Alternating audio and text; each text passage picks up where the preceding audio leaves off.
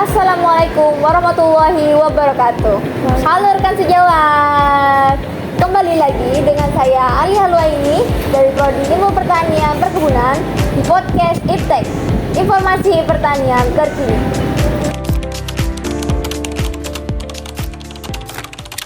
Bagaimana kabar kalian hari ini? Semoga baik-baik saja ya. Pada podcast kali ini kita akan membahas suatu topik, yaitu tentang kenapa generasi kita enggan untuk terjun menjadi petani lapangan. Dan untuk menjawab pertanyaan ini, mari kita perkenalkan dua narasumber kita yang sudah di sini.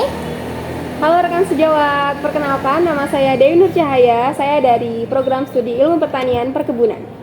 Halo rekan sejawat, saya Septian Danang Setiawan, saya juga berasal dari Ilmu Pertanian Perkebunan. Oke, langsung saja ya. Nah, saat ini saya dengar-dengar bahwasannya sudah banyak dari generasi kita yang tertarik untuk menjalani di sektor pertanian ini.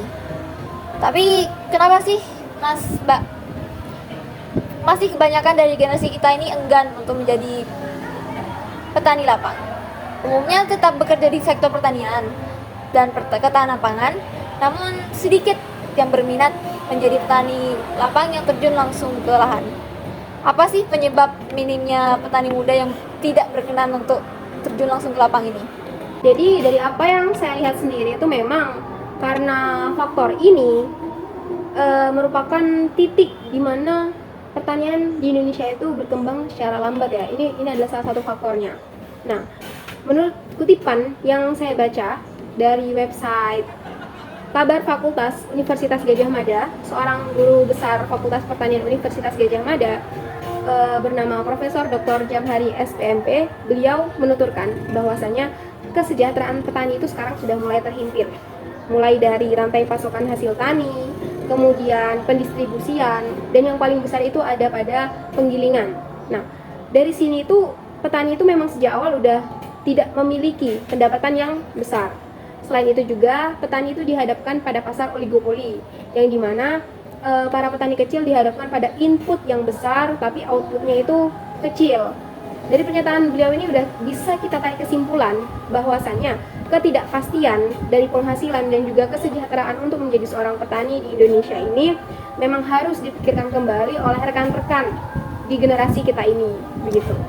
Benar itu Mbak Alia, ketidakpastian ini membuat kebanyakan rekan-rekan dari generasi kita lebih memilih bergelut di sektor pendidikan, teknologi informasi, kesehatan, pertambangan hingga seni kreatif.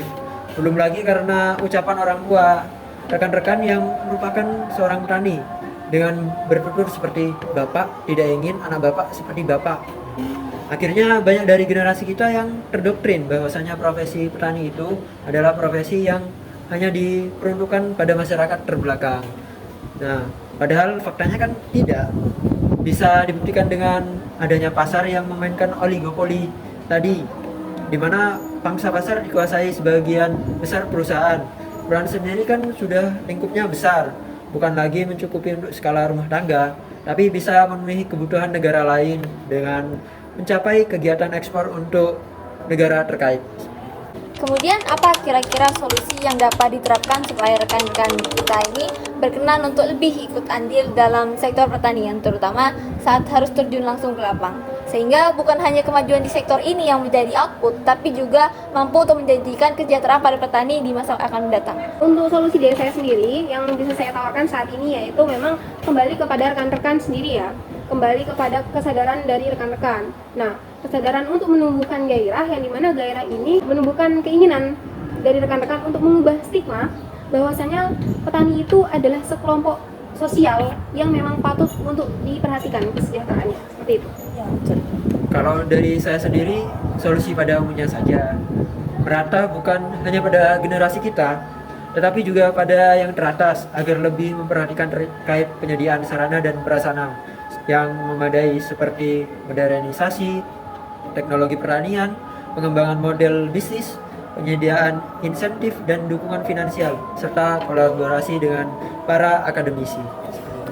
Wah, terima kasih banyak ya Mbak Dewi dan Mas Danang atas waktu dan informasi barunya. Semoga kita dapat berjumpa lagi di lain waktu ya. Sekian podcast Iptek kali ini. Terima kasih juga untuk semua yang sudah menonton. Saya Alia Luaini pamit undur diri. Kembali lagi di podcast selanjutnya. Dadah.